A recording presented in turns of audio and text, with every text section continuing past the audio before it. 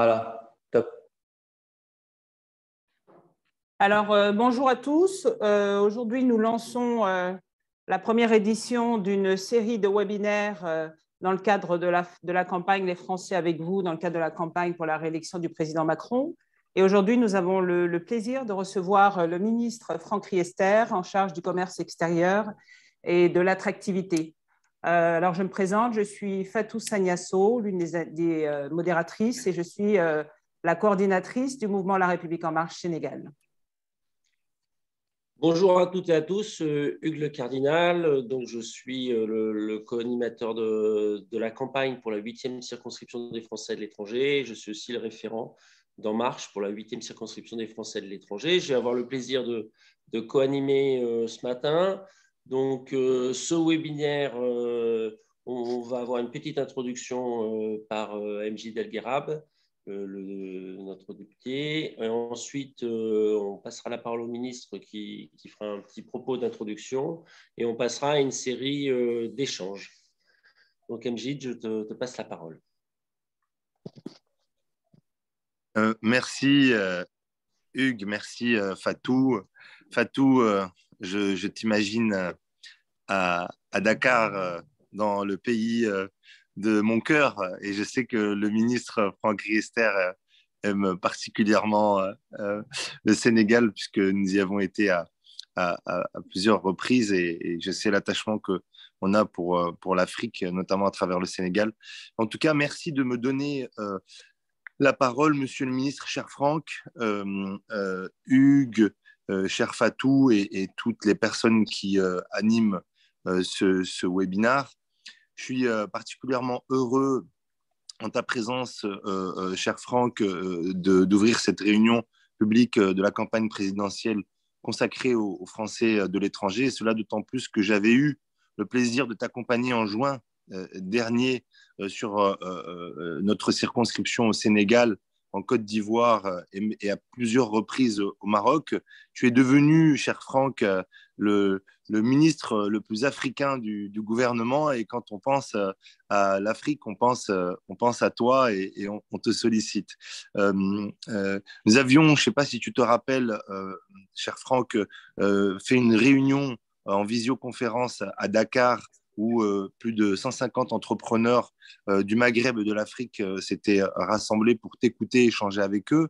Nous avions rencontré le cercle français des affaires de Côte d'Ivoire avec pardon, ça a coupé, des dizaines de membres qui étaient venus à ta rencontre pour échanger avec toi sur leurs problématiques. Nous avions échangé sur les entrepreneurs français à l'étranger et les problématiques particulières que les Français entrepreneurs rencontrent en Afrique. Et nous leur devons tout notre appui, tu l'as rappelé, notre soutien, car beaucoup des entrepreneurs français de l'étranger n'accèdent que très rarement au financement des banques françaises. Tu sais, c'était une des problématiques qui t'avait été soumise, en raison notamment d'incompatibilité juridique et de lourdeur également des normes européennes. J'avais formulé à tes côtés un certain nombre de propositions qui méritaient d'être creusées plus encore, et les mois qui viennent, j'en suis convaincu, nous permettront de le faire. Il existe plusieurs moyens concrets, rapides, et en faisant jouer tous les acteurs de notre diaspora à l'étranger, notamment en Afrique, et l'entrepreneuriat, l'innovation, la création fait partie de l'ADN de nos compatriotes qui résident à l'étranger. Depuis 5 ans, et je peux en témoigner en tant que député, beaucoup a été fait pour nos compatriotes qui résident à l'étranger, surtout dans la crise sanitaire qui a bouleversé nos vies depuis 2020, et particulièrement la vie des Français établis à l'étranger, en Afrique. Ils ont eu à affronter les premiers l'épidémie et à en subir les conséquences, parfois encore malheureusement aujourd'hui.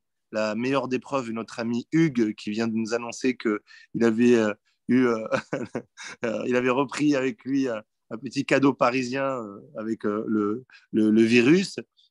Notre réseau consulaire a ainsi été en première ligne, en facilitant au début de la crise le retour massif de 370 000 Français de passage en moins de 3 mois.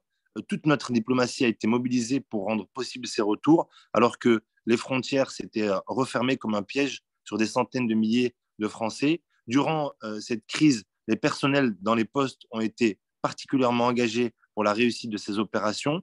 Leurs activités ont été contraintes par les mesures locales de lutte contre la pandémie, mais toutes les missions relevant de l'urgence en contact permanent avec eux. Et je veux ici témoigner de toute notre estime à notre réseau consulaire qui a fait un travail remarquable et qui continue de le faire. C'est notre fortune. En votre présence, je profite de l'occasion qui m'est donnée pour remercier vraiment nos personnels, Monsieur le ministre, et saluer leur dévouement. Les députés de la majorité et le gouvernement se sont impliqués dans l'examen législatif de plans d'aide d'urgence établis en faveur de nos compatriotes.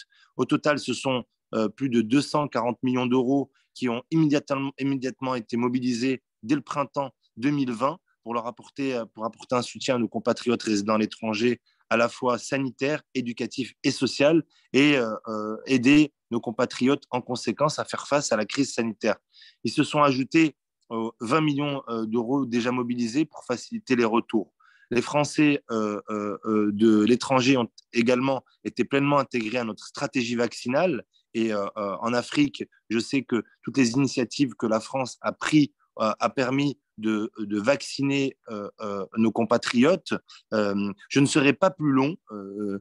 Fatou me signale que je crois que j'arrive à l'échéance de mon temps, mais je voudrais simplement citer, si tu me le permets, cher Franck, Jean Jaurès, en ce moment particulier, qui disait que un peu d'internationalisme éloigne de la patrie, mais beaucoup y ramène.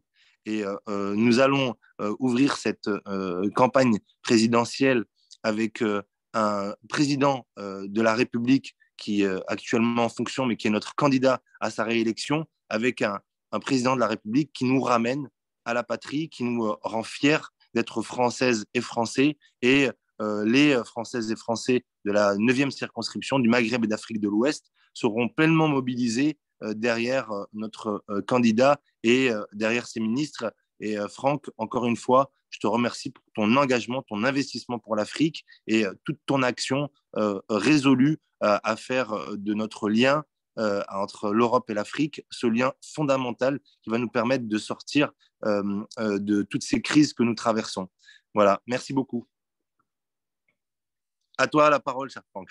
Merci Mjid, merci Fatou, merci Hugues, merci à vous tous d'être présents ce matin ou ce soir pour d'autres. Je voulais vraiment vous dire que c'est un plaisir de pouvoir échanger avec vous, évidemment en format visio, vu les distances qui nous séparent tous, mais en tout cas avec beaucoup de plaisir, en vous disant à quel point vous avez été pour nous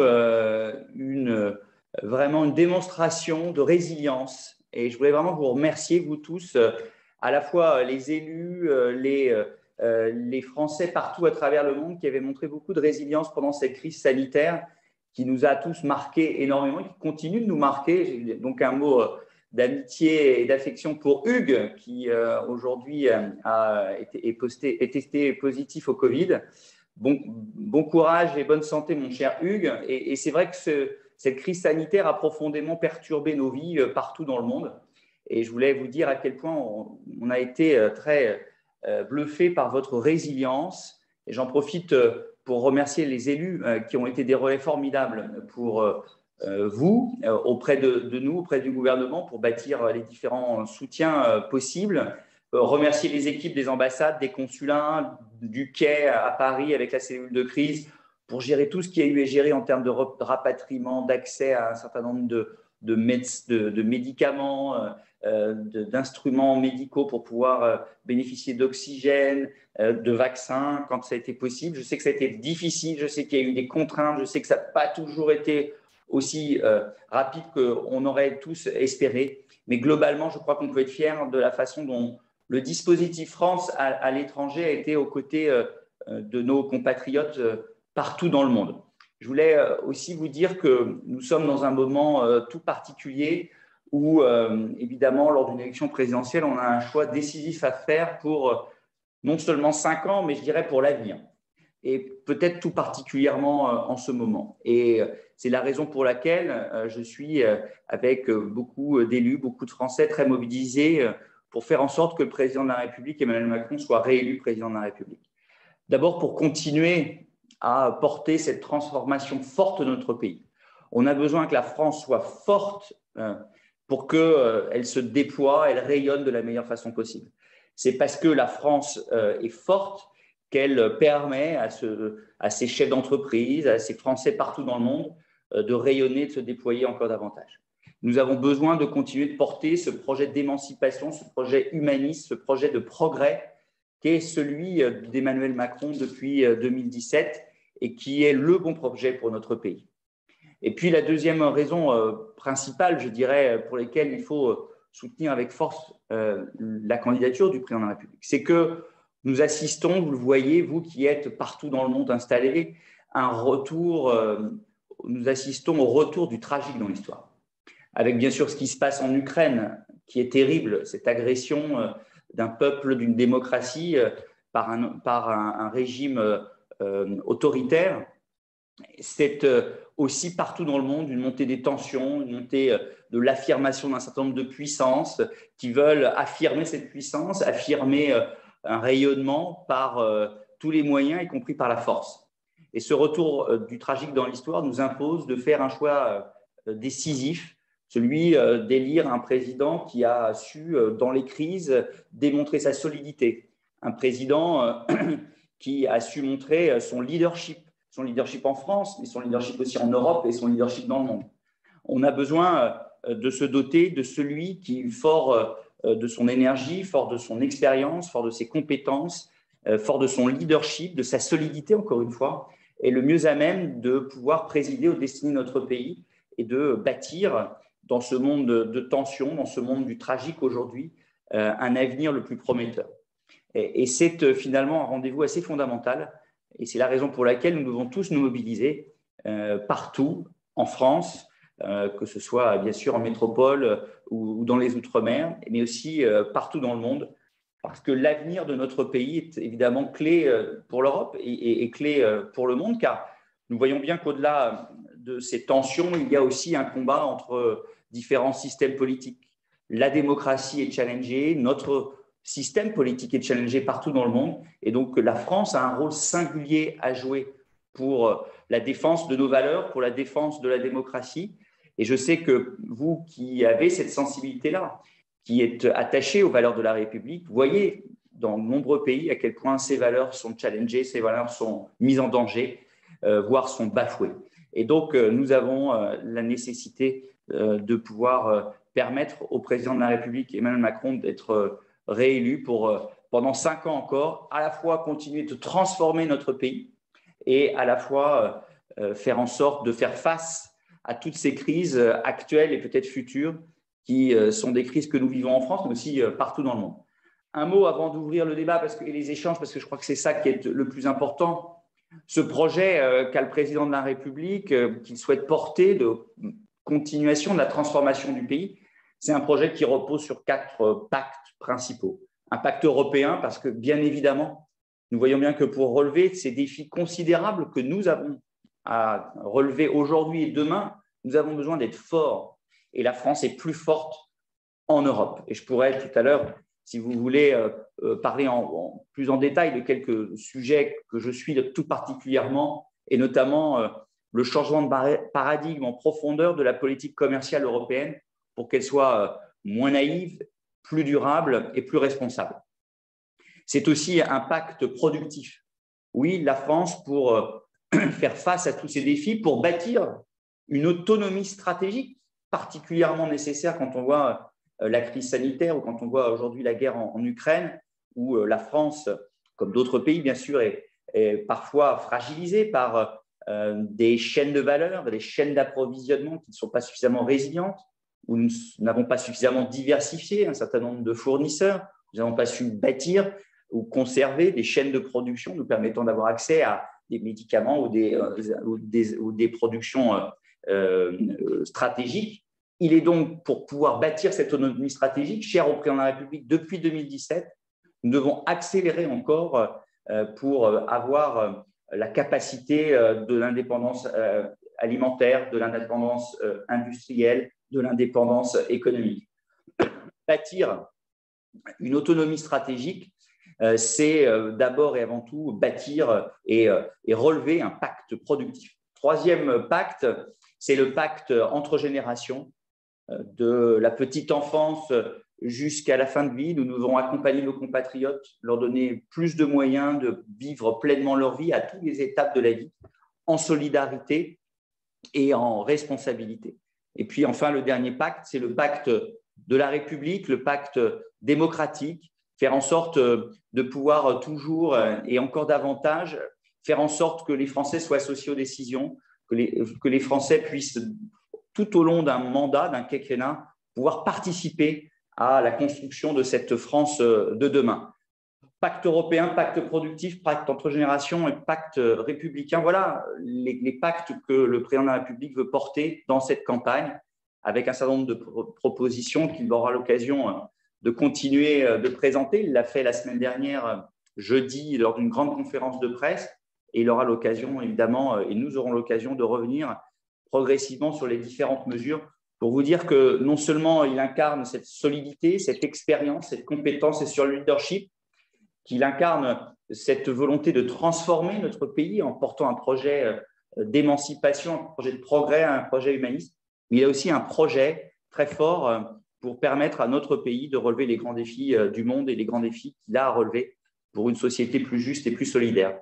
Voilà les quelques mots que je voulais vous dire en introduction. Et puis, je reviendrai peut-être, si vous me le permettez, cher Fatou, cher Hugues, plus précisément dans les différents points, notamment économiques, notamment de commerce international ou autres, que vous voudrez bien mettre au cœur de nos échanges ce matin.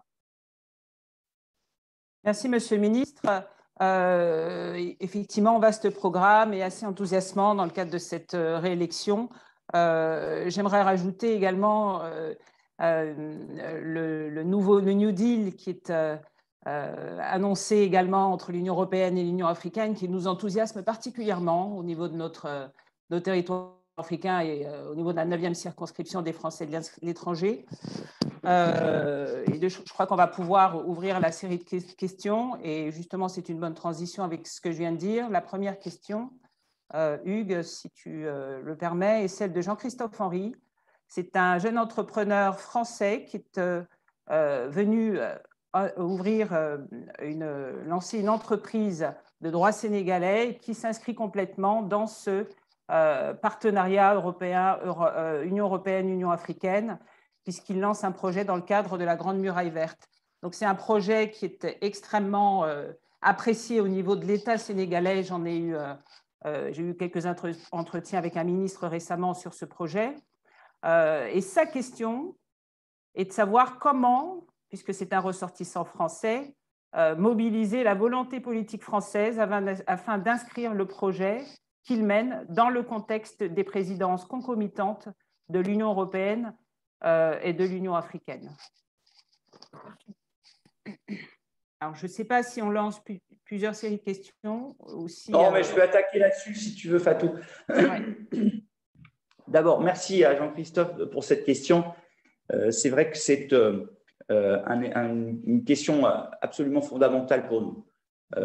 Parmi les grands défis du monde qui sont face à nous, il y a bien sûr le réchauffement climatique, il y a bien sûr cette montée des puissances et des impérialismes et cette volonté de certains pays d'affirmer leur puissance, y compris par la force. Et puis, il y a la question de l'avenir de l'Afrique. L'avenir de l'Europe passe par l'avenir de l'Afrique. Et nous devons absolument avoir cette conviction très forte. Et c'est évidemment le président de la République, il l'a affirmé avec beaucoup de force lors de son discours de Ouagadougou. Et il a eu de cesse, depuis son élection, de faire en sorte de renouveler la relation avec l'Afrique et de mettre l'Afrique au cœur de nos préoccupations, nous, Français et nous, Européens. C'est d'ailleurs une des raisons pour lesquelles il a fait en sorte que les relations entre les deux continents, entre notamment l'Union européenne et l'Union africaine, soient au cœur de la présidence française du Conseil de l'Union européenne. Et j'ai moi-même, dans ma filière commerce, mis ce sujet au cœur de nos préoccupations, notamment lors de du Conseil des ministres informel de Marseille, où j'ai réuni pendant 2 jours à Marseille les ministres du commerce de l'Union, et nous avons évoqué les sujets commerciaux, les sujets du commerce international, et notamment, on a parlé de la façon dont on pouvait le mieux possible renforcer les liens d'investissement, les liens commerciaux entre la France, entre l'Europe et l'Afrique.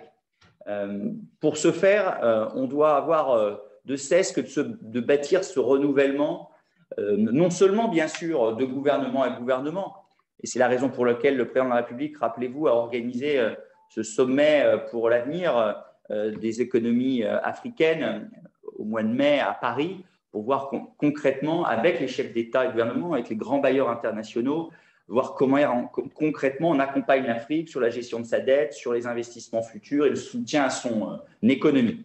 Mais aussi et surtout peut-être au niveau de la société civile, au niveau d'entrepreneur à entrepreneur, de société civile à société civile. Et c'est d'ailleurs ce qui a été au cœur de la création de ce nouveau sommet Afrique-France, qui est un sommet qu'a voulu le président de la République de société civile à société civile et qui a réuni à Marseille un grand nombre de bénévoles d'associations, de jeunes, de chefs d'entreprise, d'universitaires qui sont venus parler de la façon dont on pouvait renforcer nos liens, renforcer nos partenariats dans différents secteurs entre sociétés civiles.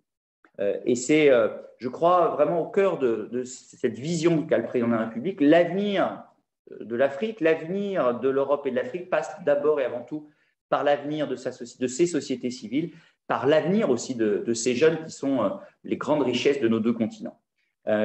Si on regarde d'une façon plus concrète encore les choses, nous avons la conviction que pour renforcer ces liens, nous devons soutenir à la fois la formation des jeunes, parce que l'avenir, encore une fois, de nos continents passe par la jeunesse. Et vous avez vu que dans le projet du président de la République, il y a une grande partie sur l'école, sur l'éducation, sur la formation professionnelle, mais aussi en Afrique. Et nous soutenons toutes les initiatives, que ce soit au niveau du ministère de l'Europe et des Affaires étrangères, que ce soit au niveau de l'Agence française de développement, de Proparco, de tous les leviers de l'accompagnement de l'Afrique par la France. Nous soutenons les initiatives qui visent à former la jeunesse. Et puis le deuxième point, c'est l'entrepreneuriat. Comment mieux soutenir les entrepreneurs français qui ont investi et qui ont créé des entreprises de droit local. Soutenir aussi les entrepreneurs africains qui ont envie de nouer des liens tout particuliers avec la France, mais aussi des entrepreneurs français installés en France qui veulent se déployer en Afrique, investir en Afrique, créer des partenariats avec des partenaires installés en Afrique, faire davantage d'export et d'import avec l'Afrique, toujours dans cette idée d'une relation gagnante-gagnante sur le long terme. Et pour ça, on a mis en place un certain nombre de dispositifs. Le dispositif Choose Africa, par exemple, de Proparco, qui permet de soutenir les entrepreneurs via à la fois un accompagnement d'investisseurs dans les fonds propres des entreprises ou pour garantir des prêts donnés par des banques installées en Afrique pour des entrepreneurs. Nous avons le dispositif FASEP, qui est un dispositif de la Direction générale du Trésor, pour financer, subventionner des innovations avec des entreprises françaises, mais souvent en lien avec des partenaires africains. Nous avons, pour ce qui concerne la partie plus nouvelle économie, nouvelle technologie, le dispositif Digital Africain, qui a commencé pendant quelques années à la demande du président de la République, mais qui là va avoir une nouvelle vitesse, une nouvelle étape, avec des moyens complémentaires mis pour accompagner le tissu de start-up en Afrique, et notamment les start-up qui veulent bâtir des partenariats avec l'Afrique.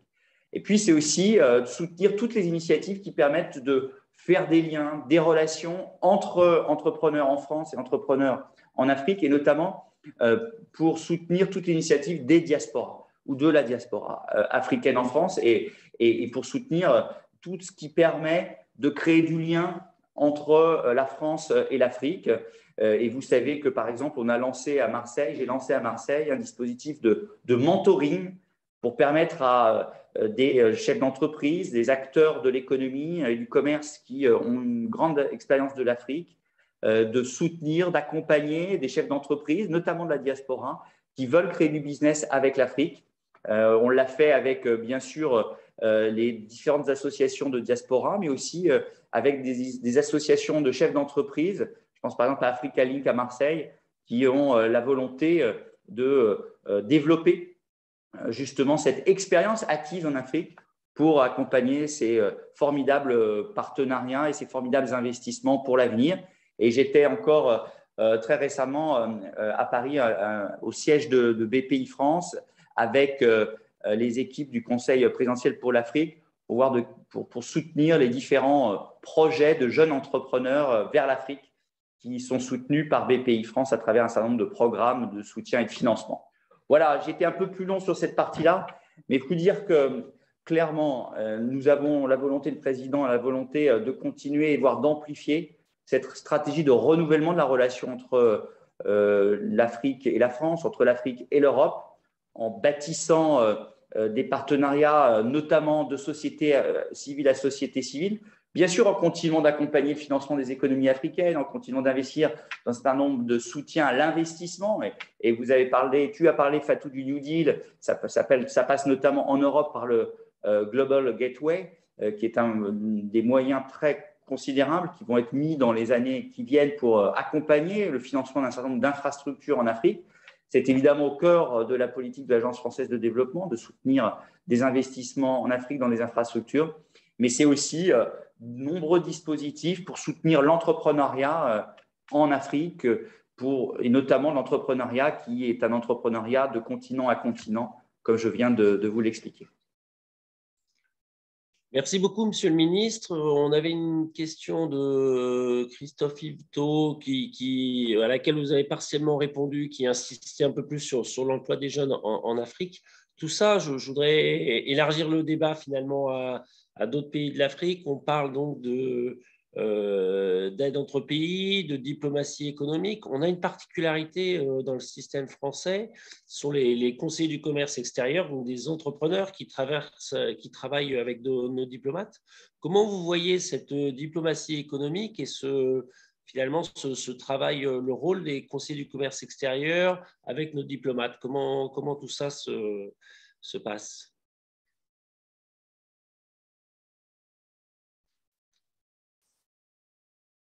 Vous êtes en mute, Monsieur le Ministre.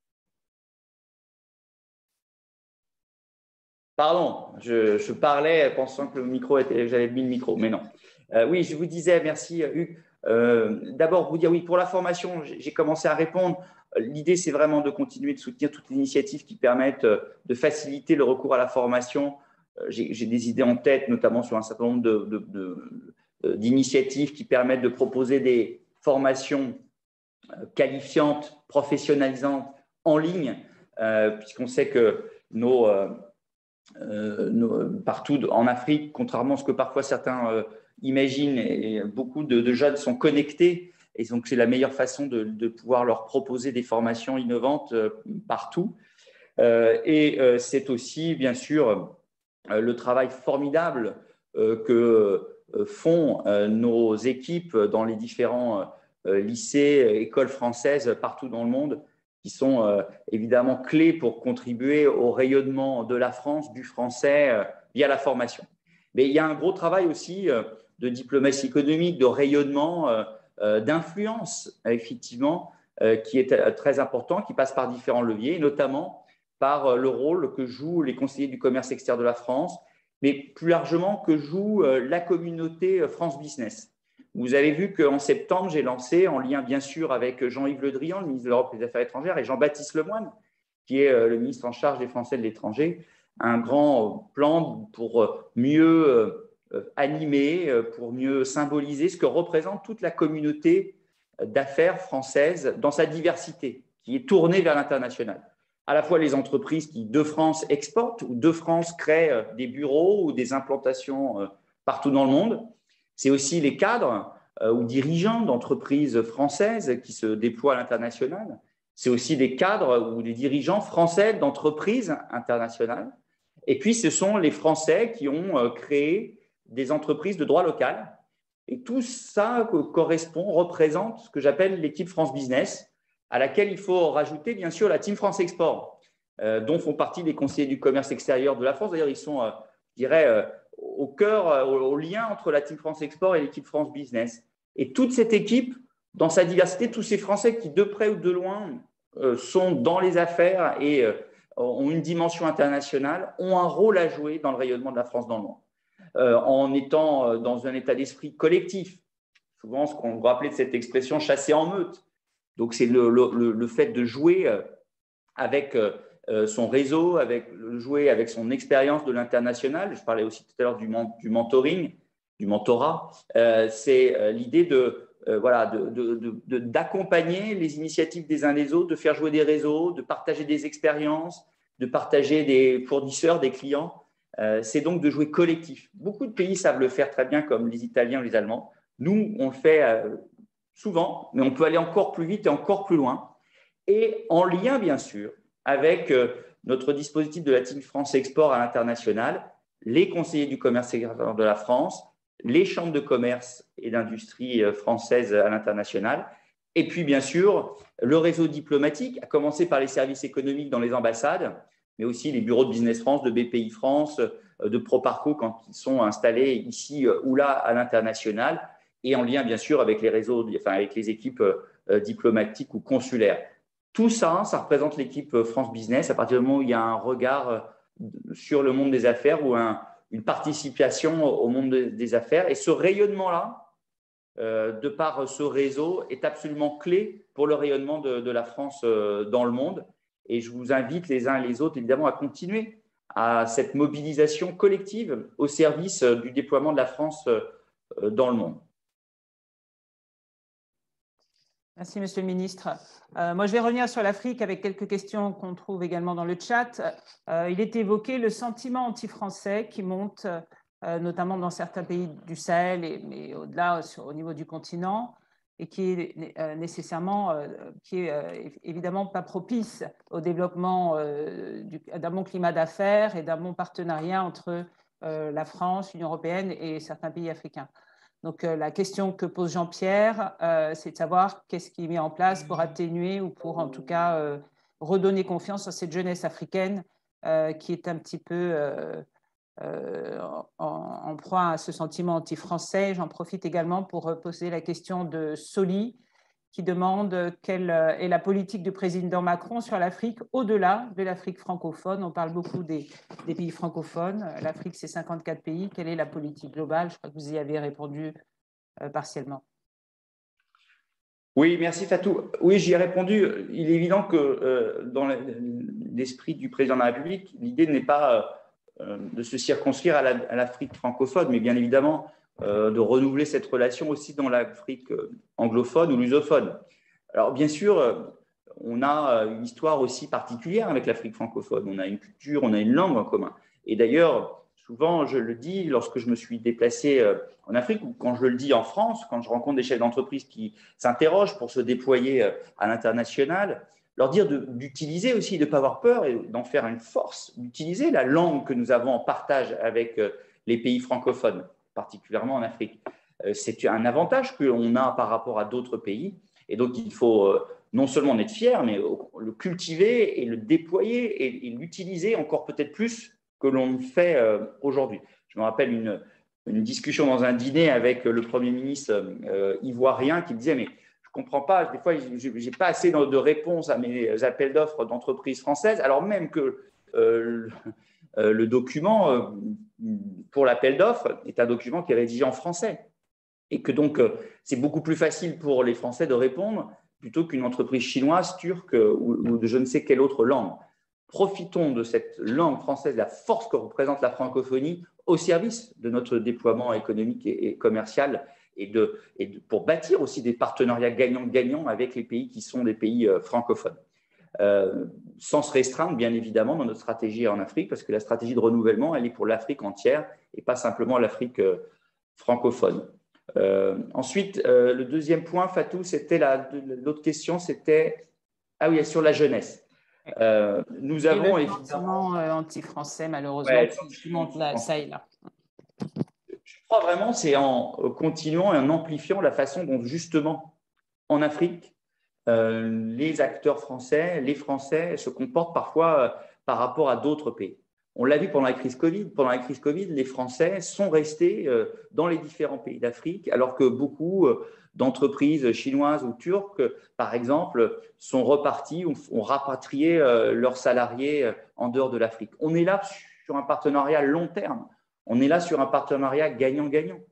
Je parlais de la Côte d'Ivoire. Je me rappelle avoir visité une entreprise, l'entreprise C'est Moi, qui en Côte d'Ivoire a bâti un dispositif économique et industriel, justement en reposant sur deux piliers qui font la différence avec beaucoup d'acteurs internationaux.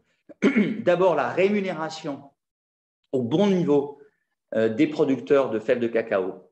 Et le ministre, vous assurez que c'est une grande fierté pour la France. Et le ministre du Commerce extérieur que je suis a été fier d'entendre le ministre de l'Agriculture ivoirien dire que les entreprises françaises, et notamment cette entreprise-là, payaient les producteurs de fèves de cacao au niveau que le gouvernement ivoirien souhaitait, ce qui est une façon de permettre à ces paysans de pouvoir vivre de leur travail de la meilleure façon possible.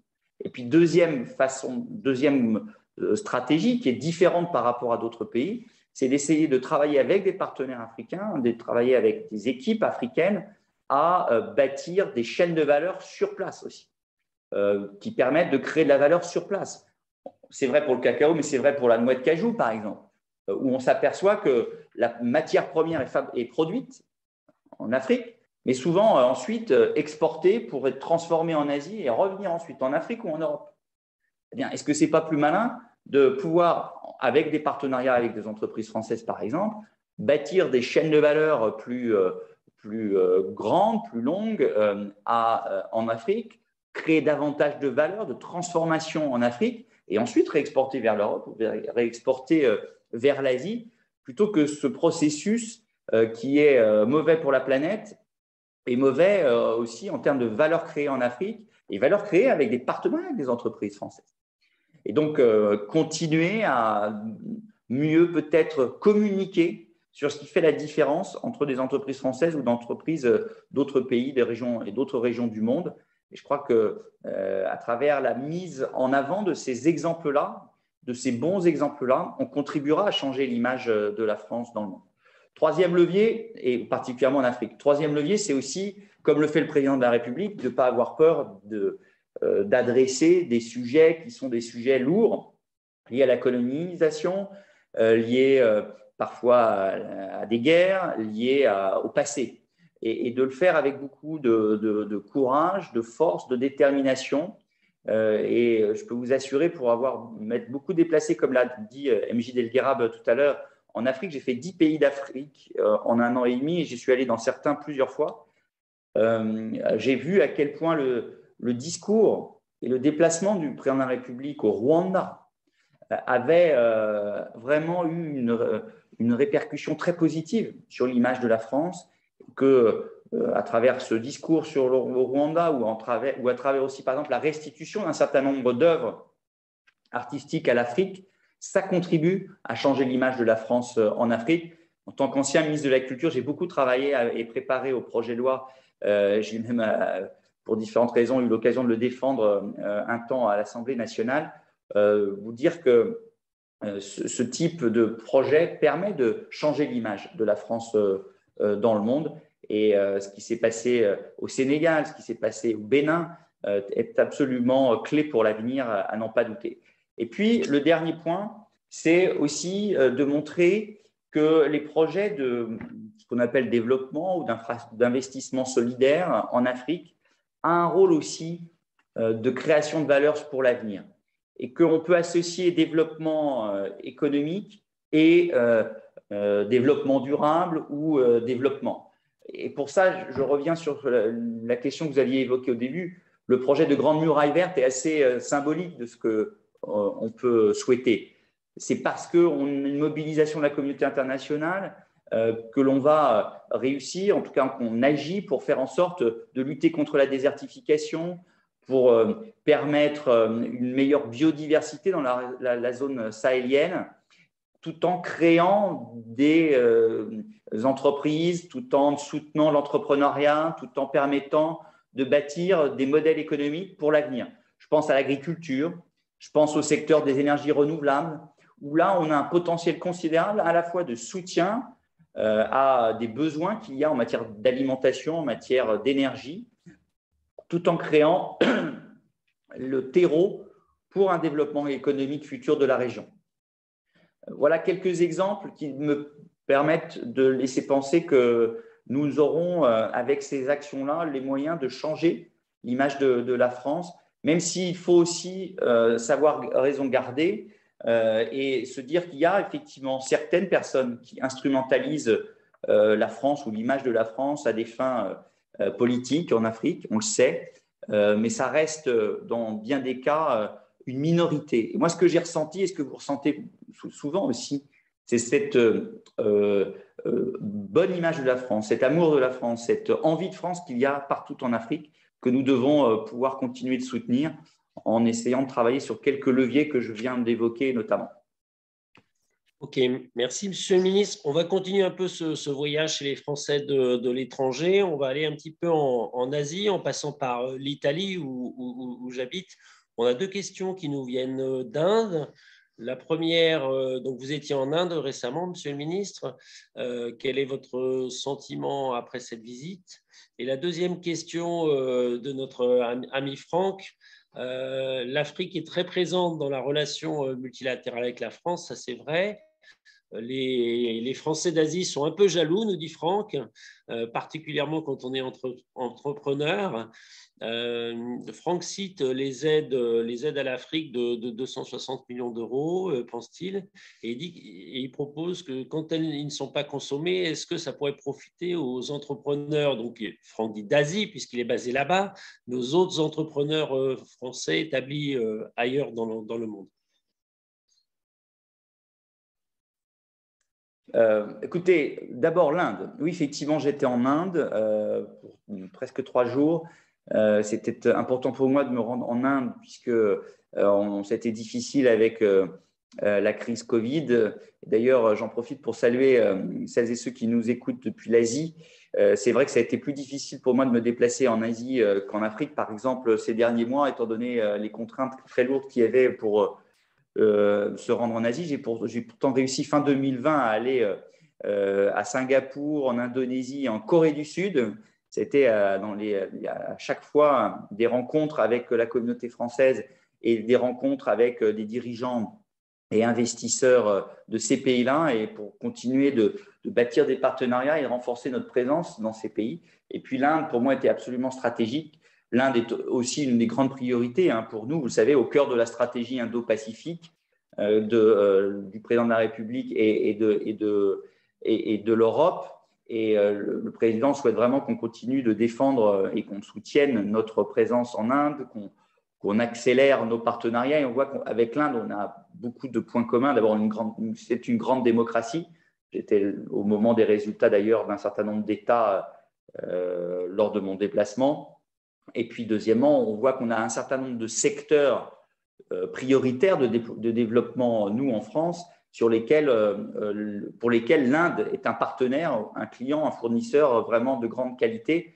Je pense au secteur de la défense, je pense au secteur de l'espace, je pense au secteur de l'aéronautique, je pense au secteur des nouvelles technologies, je pense d'une certaine manière à l'agroalimentaire. Et donc, on voit bien qu'avec l'Inde, on a un partenaire puissant, un partenaire d'avenir. Vous savez, 2060, c'est 1,7 milliard habitants en Inde. C'est donc un acteur incontournable avec qui on partage un océan, l'océan Indien, puisque la France a des territoires en outre-mer dans l'océan Indien et plus largement dans la zone Indo-Pacifique, et avec lequel on veut bâtir des partenariats stratégiques, bien sûr.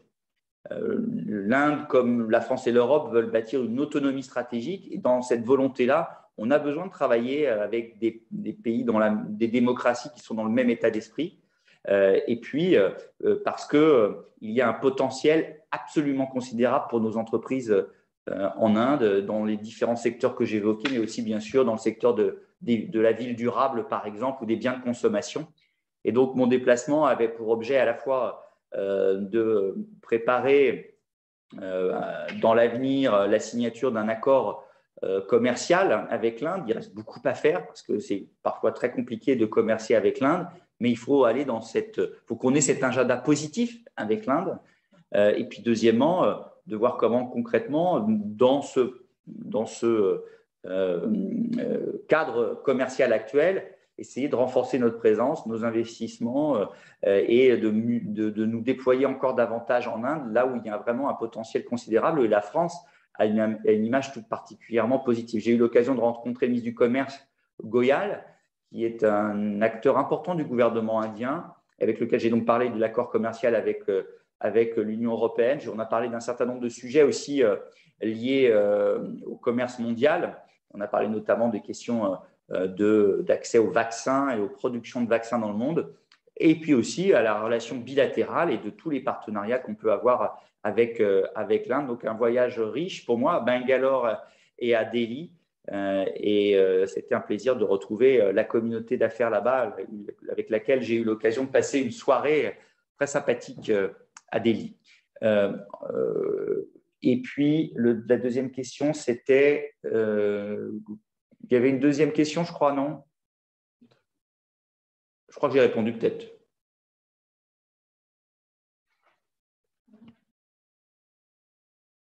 Alors, plus largement, oui, partenariat France-Asie, pardon.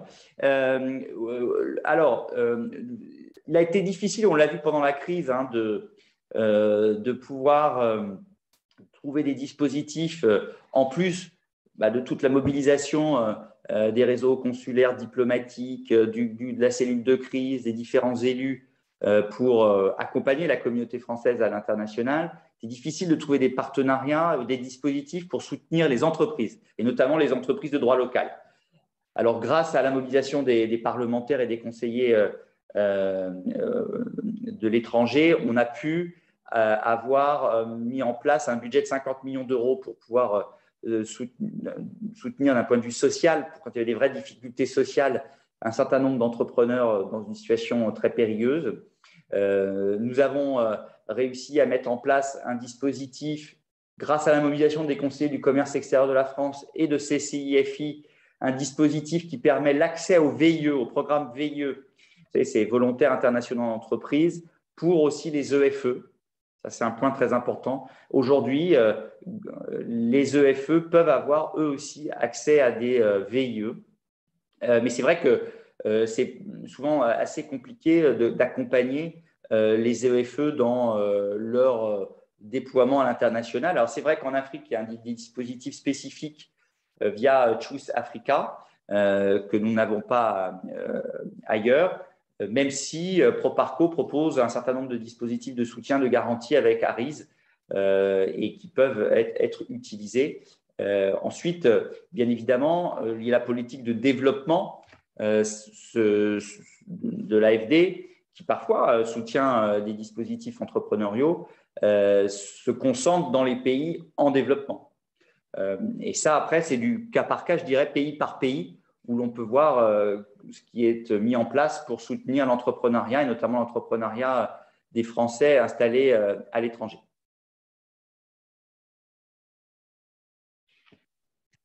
il y a notre ami Larbi qui fait une petite digression, il fait référence à vos fonctions antérieures et qui pose la question de à quand un pass culture pour les FDE?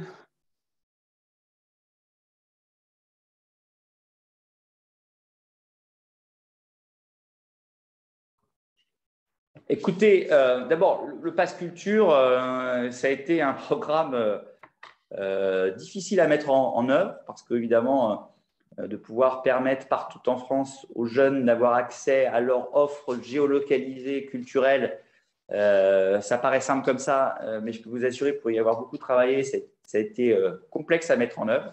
Mais aujourd'hui, c'est un formidable succès. Et c'est vrai que ça permet à nos jeunes d'avoir accès à des offres de proximité avec une grande diversité grâce à une application de géolocalisation de ces offres et grâce à des moyens financiers, 300 € mis à leur disposition pour pouvoir avoir accès, eux, personnellement, en tant que citoyens, à ce dispositif-là. Sur l'accès aux Français de l'étranger, on y réfléchit, ça fait partie des pistes sur lesquelles on souhaite avancer, notamment parce que vos élus nous l'ont souvent demandé. Et après, il faut regarder techniquement, c'est toujours pareil, comment techniquement et juridiquement, comment les choses peuvent se mettre en place. Mais ça paraît effectivement une perspective tout à fait souhaitable et c'est ce que le président de la République souhaite regarder, faire en sorte de peut-être élargir aux jeunes Français de l'étranger ce dispositif-là. Si tu permets, Hugues, j'ai une question qu'on m'a posée par SMS pour des cas d'entrepreneurs qui sont dans des fonctions extrêmement réglementées. Je pense à des fonctions dans le domaine de la santé notamment. Moi, j'ai vu 2 entrepreneurs français venir au Sénégal, un kiné et je crois que c'était un psychologue qui avaient le plus grand mal à pouvoir pratiquer leur métier ici compte tenu d'une problématique de réciprocité, j'imagine. Donc, est-ce qu'il y a des négociations qui sont menées au-delà de l'Afrique et du Sénégal où je suis pour ces métiers qui sont très réglementés en matière de facilitation d'installation, que ce soit en Afrique, en Europe ou ailleurs? Alors, il y a deux leviers. Hein. Il y a le levier bilatéral, les discussions qu'on peut avoir d'État à État sur un certain nombre de métiers, ou c'est le levier Europe à travers notamment les accords commerciaux, lorsque ce sont des métiers vraiment très liés au commerce, puisque les accords commerciaux permettent, lorsqu'ils sont signés ou modernisés, de pouvoir faciliter la levée des barrières dites non tarifaires et notamment permettre de lever les barrières justement de législation, de certification dont vous parliez. Et donc, ce sont les 2 leviers. Ça dépend des pays, ça dépend de l'histoire des accords commerciaux que l'on a avec ces pays.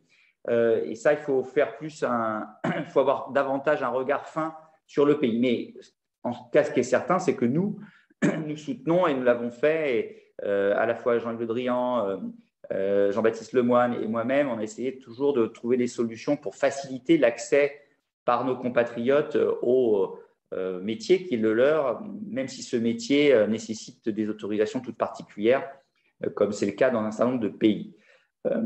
Ensuite, plus largement, je crois que nous avons un agenda qui est de faciliter les échanges, faciliter l'accès au marché pour nos entreprises partout dans le monde, parce que nous pensons que rien ne serait pire que le repli sur soi.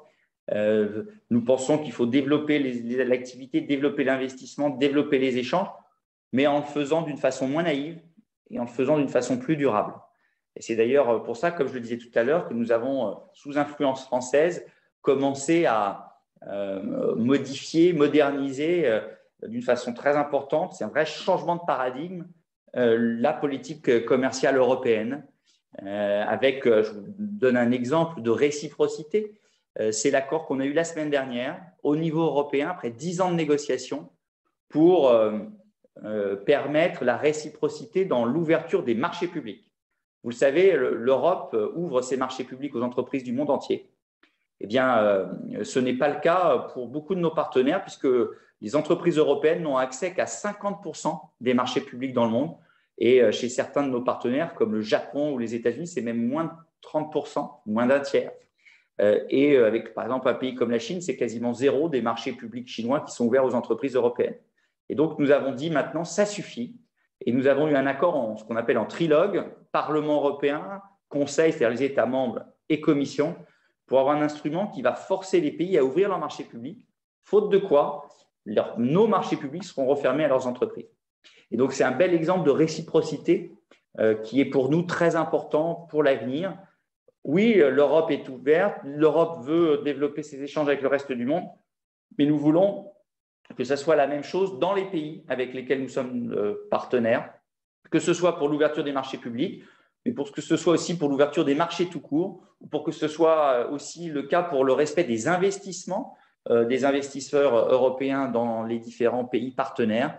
Bref, c'est une politique assez holistique, de moins de naïveté, de volonté toujours d'ouverture, mais de moins de naïveté et d'exiger la réciprocité dans différents domaines, à commencer par le domaine des marchés publics ou encore les domaines de certification et de législation professionnelle. Merci, Monsieur le ministre. Nous avons deux autres questions. Alors, sur l'attractivité des ports français pour le commerce, on sait qu'on a un petit problème avec nos ports. Donc, la question posée, c'est est-ce qu'il y a un plan pour rendre plus attractifs nos ports français? Et je pose également une deuxième question qui nous vient de Dubaï. Notre système des chambres de commerce, de Business France est plutôt adapté aux grandes entreprises. Et donc, la question de Guillaume, c'est est-ce qu'il y a en projet quelque chose pour aider les petites entreprises et les créateurs d'entreprises français à l'étranger?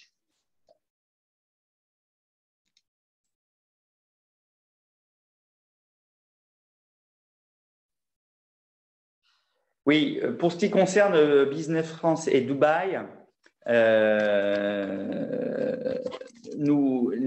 et plus largement la question des PME. Business France et ce que peuvent proposer aussi des OSCI, c'est-à-dire des entreprises privées aussi qui proposent un service d'accompagnement pour nos exportateurs, sont justement plutôt tournés vers les PME, vraiment.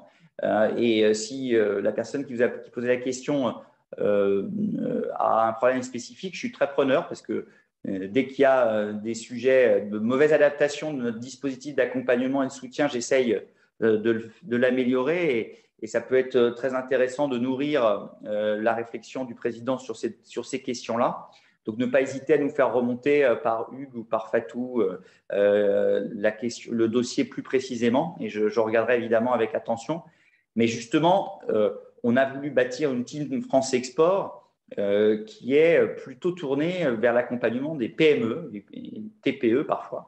C'est donc les équipes de Business France, de BPI France, les équipes aussi des chambres de commerce et d'industrie en lien avec les régions en France, en lien avec les OSCI, c'est l'entreprise spécialisée dans l'accompagnement des entreprises à l'international, en lien avec les conseillers du commerce extérieur de la France, des organisations professionnelles, des syndicats, des filières, des chambres des métiers. Et donc, toute cette team France Export, elle est surtout là pour soutenir les PME avec des dispositifs d'accompagnement. On a mis en place, vous le savez, en plus, un plan de relance export qui a permis de renforcer ces moyens, de soutenir particulièrement nos entreprises exportatrices avec, par exemple, des chèques relance export pour baisser le coût de prospection tant digital que physique de nos entreprises, pour soutenir le recours au VIE alors que c'était un peu compliqué dans un certain nombre de destinations pour faire bouger nos jeunes, pour leur permettre de venir travailler dans tel ou tel pays. On a mis des moyens de financement supplémentaires. On a doublé, par exemple, les fonds FASEP. On a mis en place des réassurances pour les assurances crédits, avec notamment Cap France Export.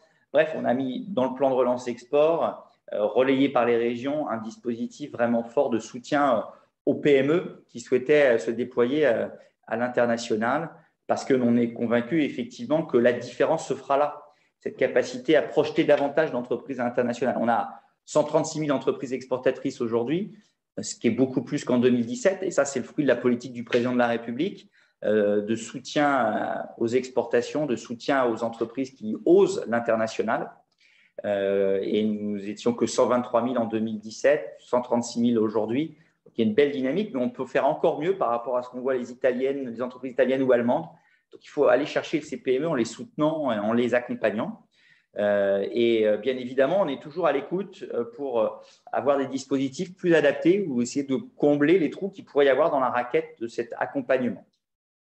En ce qui concerne les ports, clairement, vous savez que le président de la République a souhaité faire de son quinquennat un quinquennat de l'attractivité en misant sur la compétitivité, bien sûr, de notre pays. D'où les baisses de la fiscalité, l'impôt sur les sociétés qui est passé de 33% à 25%, l'impôt sur la fortune qui a été supprimé en ce qui concerne les investissements dans l'outil productif et donc dans tout ce qui concerne les valeurs mobilières. Le fait aussi d'avoir une fiscalité plus adapté, compétitif sur les revenus du capital, avec cette flat tax à 30%, la baisse des impôts de production avec les 10 milliards en 2021, 10 milliards en 2022. Et vous avez vu que le président souhaite continuer à baisser les impôts de production en supprimant la CVAE complètement. Donc toujours cette volonté d'une France plus compétitive, notamment d'un point de vue fiscal, mais aussi d'un point de vue de l'organisation des entreprises, en simplifiant les négociations sociales, en faisant en sorte qu'il puisse y avoir beaucoup plus aussi de simplicité dans la relation avec l'administration. Et vous avez vu que le président insiste beaucoup sur la réforme de notre administration pour plus de numérisation, plus de satisfaction, si je puis dire, des administrés dans leur relation avec l'administration, notamment l'administration en ligne. Donc, on va continuer cette politique de compétitivité et d'attractivité qui paye.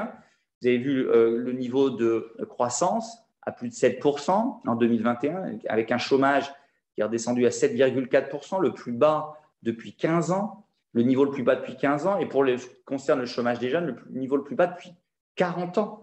Et avec la France qui est devenue maintenant, depuis 2019, le pays le plus attractif d'Europe en termes de projets d'investissement étranger en France, devant le Royaume-Uni, devant l'Allemagne, et y compris dans le domaine industriel.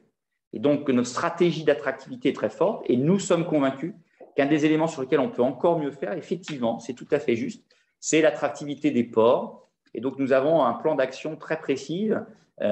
C'est multi-acteurs, hein, c'est interministériel, mais c'est aussi multi-acteurs.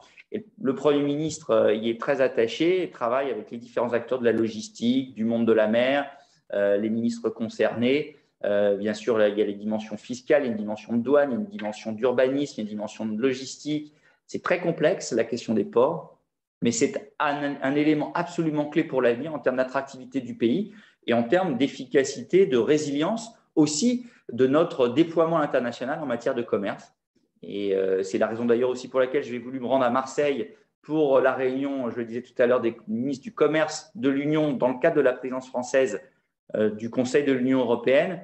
Se rendre à Marseille, ce grand port tourné vers la Méditerranée, tourné vers l'Afrique, qui est une des grandes entrées des produits, de sortie des produits dans ou de l'Union européenne. Et nous devons donc soutenir nos ports, que ce soit nos ports de la Méditerranée, nos ports de l'océan Atlantique ou nos ports de la Manche, ou nos ports qui sont nos ports partout dans le monde, notamment dans nos territoires ultramarins. Merci, Monsieur le Ministre. Alors, nous arrivons à l'heure de réunion. Nous avons même dépassé de 3 minutes. On le voit, les Français de l'étranger sont de grands entrepreneurs. Ils font rayonner la France aux quatre coins du monde et savoir-faire français. Et c'est tant mieux. Et nous aurions pu continuer comme ça longtemps avec des questions de plus en plus techniques sur ces thématiques. Mais alors, l'heure est venue de conclure. Merci infiniment de votre présence à tous. Je vais vous laisser le mot de la fin, Monsieur le Ministre, juste après mon intervention, et rappeler donc que c'était un premier webinaire sur toute une série, que demain, nous aurons un webinaire à 20h30, à 20h30 heure de Paris, avec la ministre Moreno sur la thématique « Les femmes en politique ». Monsieur le Ministre, si vous le voulez, je vous laisse le mot de la fin. Merci. Oui. Écoutez, merci beaucoup. C'était un plaisir de pouvoir échanger avec vous pendant 1 heure. C'est vrai qu'on a envie de pouvoir parler pendant encore plus longtemps, mais c'est bien aussi de pouvoir être rythmé. Et comme il y aura d'autres moments d'échange avec d'autres élus ou responsables politiques, ça sera pour vous l'occasion de pouvoir compléter les sujets qui sont les vôtres. Mais je voulais vous dire qu'encore une fois, c'était un grand plaisir pour moi. Vous êtes le visage de la France ou les visages de la France dans le monde. Vous avez contribué évidemment énormément à son rayonnement et notamment à son rayonnement économique et commercial. Je vous en remercie.